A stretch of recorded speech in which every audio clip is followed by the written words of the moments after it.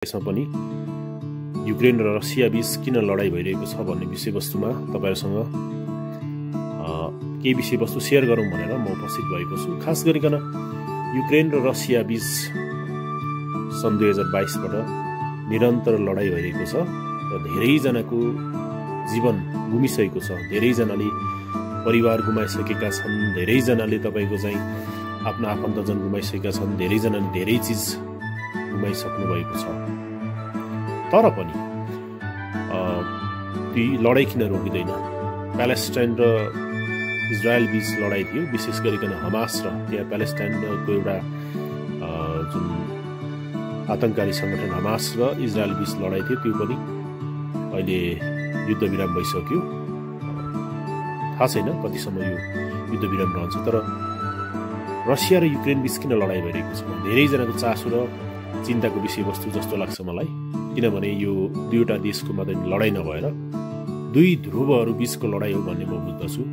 किनभने एउटा साम्यवादी विचारधारा भएका कन्ट्रीहरू ध्रुवीकृत भएर गएका छन् भने प्रत्यक्ष वा परोक्ष रूपमा साम्यवादी विचारधारा भएका कन्ट्रीहरूले रसियाप्रति ऐक्यबद्धता अर्थात् समर्थन जनाएका छन् भने अर्कातर्फ जुन डेमोक्रेटिक विचारधारा भएका कन्ट्रीहरू ध्रुवीकृत भएर चाहिँ विशेष गरिकन नेटो भनौँ या अमेरिकाको नेतृत्वमा बनेको जुन नर्थ एटलान्टिक ट्रिटी अर्गनाइजेसन छ, उत्तर एटलान्टिक सन्धि सङ्गठन नेटोको सदस्य राष्ट्रहरूको जुन एकता छ, त्यसले पक्कै पनि यो हामीलाई यो शीतयुद्धको भनौँ या चाहिँ यो नेटो भन्ने जुन एउटा सैन्य सङ्गठनको सुरुवाती अवस्थाको झझल्को दिन्छ।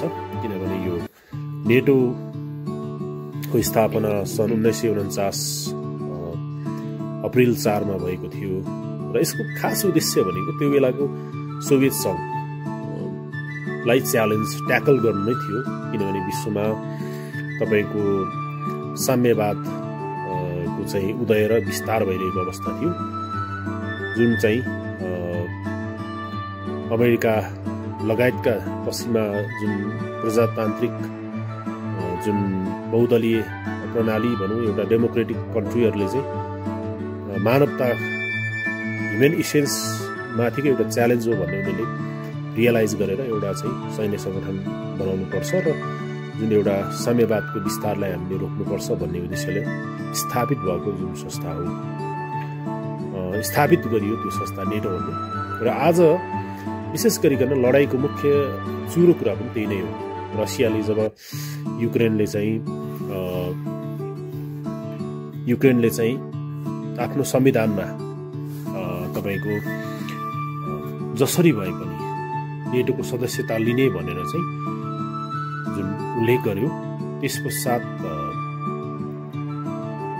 रसियाले पनि युक्रेन कुनै पनि हालतमा नेटोको सदस्यता युक्रेनले लिनु हुँदैन, नेटोको सदस्य राष्ट्र बन्नु हुँदैन। किनभने नेटोको सदस्य राष्ट्र युक्रेन बन्नु भनेको चाहिँ उसको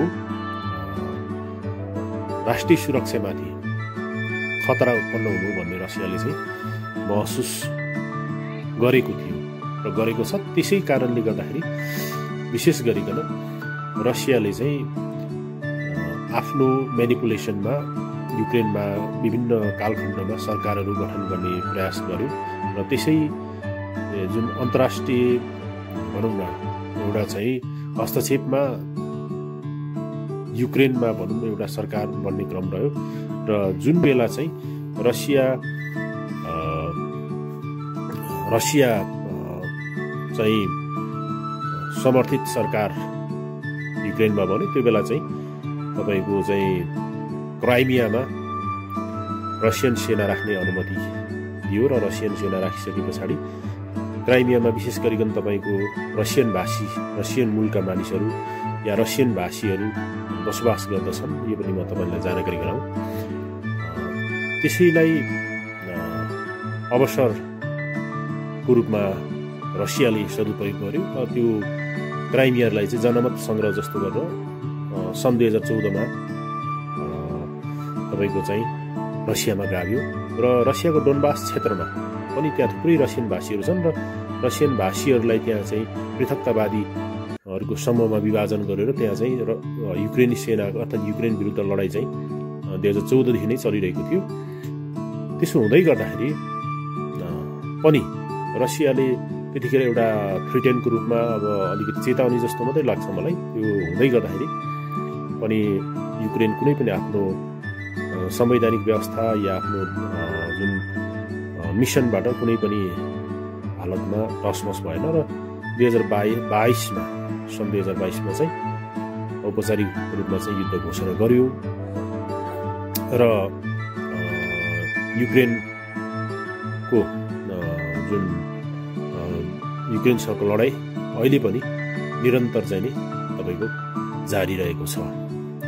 डोनाल्ड ट्रम्प, अमेरिकाको राष्ट्रपति डोनाल्ड ट्रम्पले आफ्नो चुनावी प्रचारमा नै अब राष्ट्रपति भयो भने त्यसको 24 घण्टामा मध्यपूर्वमा भन्नाले प्यालेस्टाइन र इजरायल बीचको युद्ध पनि अन्त्य गरिदिने र चाहिँ तपाईँको यतापट्टि युक्रेन र रसिया बीचको लडाइँ पनि अन्त्य गर्ने भन्ने जुन किसिमको चुनावी नारा प्रचार गरेको थियो त्यस मुताबिक उसले धेरैचोटि रसियाको राष्ट्रपति अहिलेको वर्तमान राष्ट्रपति भ्लादिमिर पुटिन र युक्रेनी राष्ट्रपति भ्लोदिमिर जेलेन्स्कीसँग थुप्रै पटक वार्ताहरू भइसके, प्रत्यक्ष वार्ता पनि र चाहिँ टेलिफोन वार्ता पनि भइसके।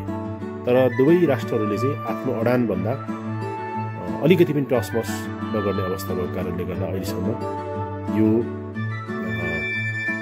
लडाइँ चाहिँ निरन्तर चलिरहेको छ।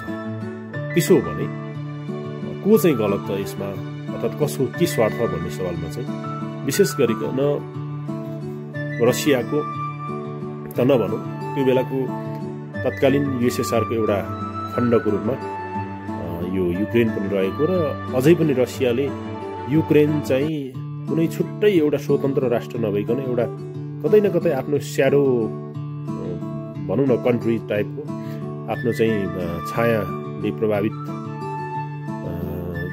पारेको आफ्नो आफैसँग रसियाकै कुनै सानो एउटा खण्डको भागको रूपमा उसले मनोवैज्ञानिक रूपमा लिने गरेको छ युक्रेनलाई, जस अन्तर्गत रसियाले युक्रेनलाई नेटोको सदस्यता दिलाउनु भनेको या चाहिँ नेटोको सदस्यता लिँदै गर्दाखेरि पनि हस्तक्षेप नगर्नु भनेको चाहिँ तपाईँको आफ्नो राष्ट्रिय सुरक्षालाई दाउमा राख्ने अर्थात् राष्ट्रिय सुरक्षालाई तपाईँको राष्ट्रिय सुरक्षाको जुन च्यालेन्ज छ जुन त्यसलाई पनि चाहिँ एक्सेप्ट गर्ने भन्ने सिनको चाहिँ हामी त्यहाँ रसियाले चाहिँ त्यसरी चाहिँ बुझ्दछ। त्यो भएको कारणले पनि रसियाले चाहिँ कुनै पनि हालतमा युक्रेनलाई नेटोको सदस्यता नदिलाउने भन्ने चाहिँ युक्रेनको अडान त्यो पनि हो। अब रहेको कुरा के हो भने अब रसियाले त्यसो भन्दैमा युक्रेन अब तपाईँको नेटोको सदस्यता उसले त्याग्छ त, कुनै पनि हालतमा त्याग्नेवाला छैन। ऊ रसियाको प्रभाव आफ्नो देशमा नपरोस् भन्ने चाहन्छ र त्यो मात्रै नभएर युक्रेनको सुरक्षाको ग्यारेन्टी उसले चाहन्छ। त्यसको निमित्त पनि उसले तपाईँको चाहिँ नि जुन नेटोको सदस्यता लिन चाहन्छ युक्रेनले। अब युक्रेन र रसियाको सिमाना धेरै उनीहरूले लामो सिमानाहरू सेयर गर्छन्। यदि युक्रेन चाहिँ नेटोको सदस्य बन्यो भने तपाईँको उसले के बुझ्छ भने नेटो चाहिँ सिधा उसँग रसियासँग कन्फ्रन्टेसनमा आइपुगेको भन्ने उसले बुझ्दछ है। त्यो मात्रै होइन, अरू कन्ट्रीहरू जुन अरू सदस्य नेटोको सदस्यता लिने कन्ट्रीहरू छन्, तर युक्रेनलाई किन फोकस गर्यो त भन्दाखेरि युक्रेनसँग उनीहरूको ऐतिहासिक सम्बन्ध छ। या चाहिँ नेपालको भने उहिलेको चाहिँ तपाईँको दार्जिलिङ सिक्किम टाइपको दृष्टिकोणबाट हेर्छ। त्योभन्दा पनि उसले चाहिँ युक्रेनलाई चाहिँ आफ्नो एउटा चाहिँ सानो एउटा पाटो खण्डको रूपमा नै बुझ्दछ। तसर्थ यी आफ्नै अडानमा छन्, यी दुईटा कन्ट्री आफ्नै अडानमा भएको कारणले गर्दाखेरि चाहिँ यो युद्ध अन्त्य हुने स्थितिमा छैन है। किनभने रसियाले युक्रेनले नेटोको सदस्यता पाउनु भनेको आफ्नो सम्प्रभुता भनौँ, आफ्नो चाहिँ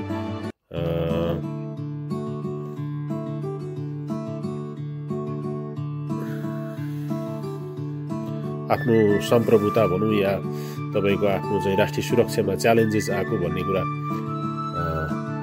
बुझ्दछ भने युक्रेनले चाहिँ कुनै पनि हालतमा एउटा स्वतन्त्र राष्ट्रको रूपमा अस्तित्वमा रहिराख्ने र चाहिँ तपाईँको चाहिँ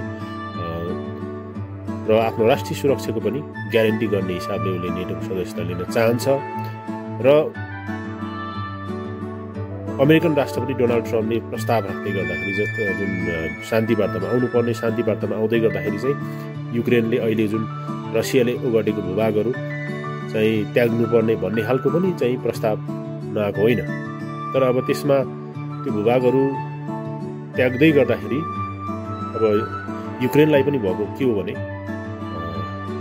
एउटा उखान छ, बुढी मरी भन्दा पनि काल पल्क्यो भन्ने डर भने जस्तो अब फ्युचर जुन युक्रेनको फ्युचरको जस्तै अहिलेको भइरहेको भूभागहरूलाई त्याग्दै गर्दा पनि युक्रेनको फ्युचरको चाहिँ नि सुरक्षा फ्युचर सेक्युरिटीको ग्यारेन्टी चाहिँ कसरी त होइन। किनभने रसियाले अलरेडी भनिसकेको छ युक्रेनको कुनै पनि भूभागमा युरोपियन भनौँ न शान्ति सेनाहरू जुन एउटा शान्ति मिसनमा आउने सेनाहरूलाई चाहिँ स्वीकार्य हुँदैन भनेर भनिसकेको छ। भनिसकेपछि अहिले उसले गुमाएको भूभागहरू त्यागे तापनि अहिले रसियन सेनाले अकुपाई गरेको भूभागहरू डोनबास क्षेत्र खेर्सन भयो, तपाईँको जाफोरिजिया भन्यो, यता यो माथि क्राइमिया क्षेत्र सबै त्याग्दै गर्दाखेरि पनि अब युक्रेनको फ्युचर ग्यारेन्टीको कुरा चाहिँ के त है। उनीहरूको सार्वभौम कुराहरू भयो, उनीहरूको चाहिँ नि एउटा भनौँ न एउटा स्वतन्त्रता कुराहरू रह्यो।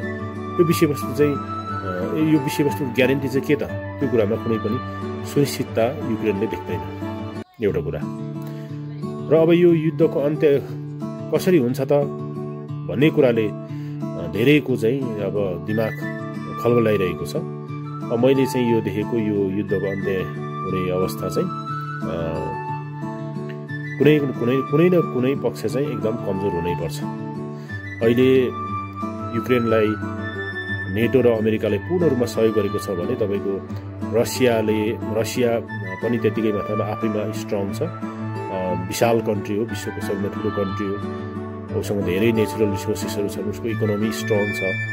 त्यसले गर्दाखेरि अब दुइटै अहिले आफैमा दुइटै कन्ट्रीहरू एउटा युक्रेनलाई नेटोको र अमेरिकाको पश्चिमा राष्ट्रको पूर्ण सहयोग छ, ऊ पनि आफैमा युद्धमा सक्षम ढङ्गले लडिरहेको छ भने अर्कोतर्फ चाहिँ तपाईँको रसिया आफैमा शक्तिशाली छ।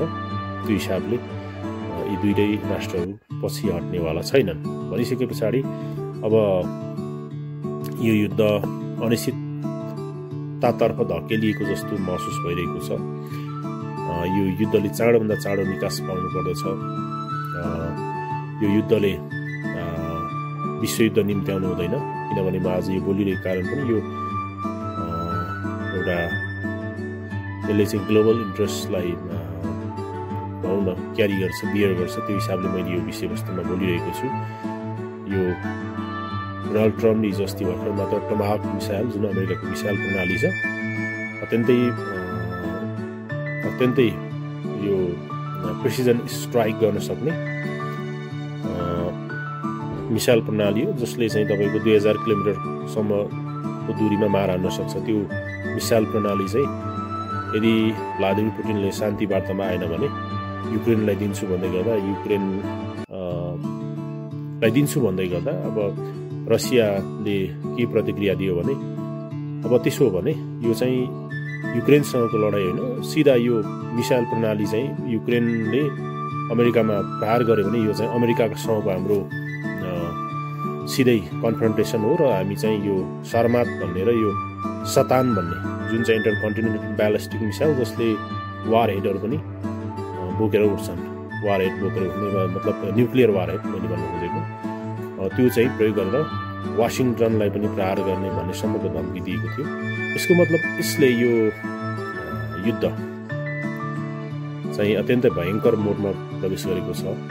धेरैले यो बुझ्नु जरुरत छ र हामी कामना गरौँ यी दुईटा देशहरू शान्ति वार्तामा आउनेछन्, विश्वयुद्ध हुने छैन।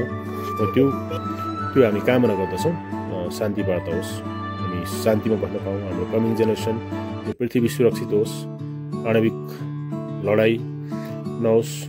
जब अहिलेको तेस्रो विश्वयुद्ध यदि यसै कारणले भइहाल्यो भने तपाईँको आणविक लडाइँ हुन्छ र विश्वमा मानव सभ्यताको समाप्त हुन्छ भन्ने चिन्ता हामी सबैलाई लागिरहेको छ। त्यसैले मैले यसको बारेमा छोटो एउटा टिप्पणी स्वरूप यो भिडियो चाहिँ तपाईँहरूको माझमा राख्न चाहेको छु। हस्त, धन्यवाद।